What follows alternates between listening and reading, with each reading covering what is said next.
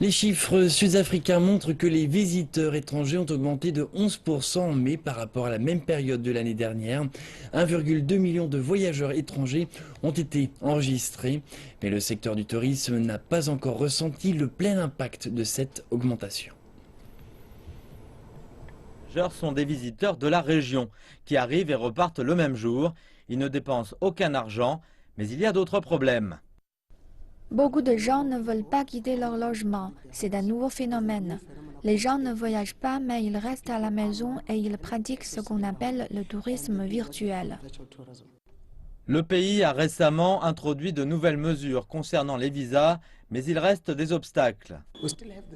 Nous avons encore la condition du certificat de naissance pour les pays exemptés de visa. C'est un gros problème pour nous. Tous les jours, on voit des gens refusés avant même qu'ils ne puissent se rendre en Afrique du Sud.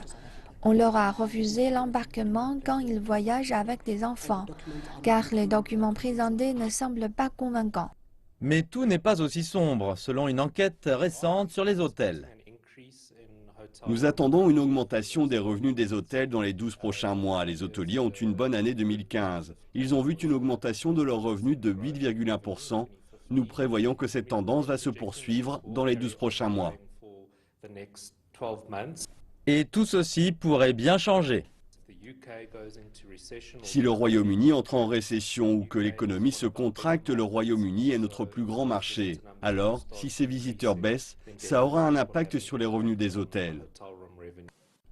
Le secteur du tourisme est sous pression, mais c'est aussi un secteur qui est vu comme ayant beaucoup de potentiel.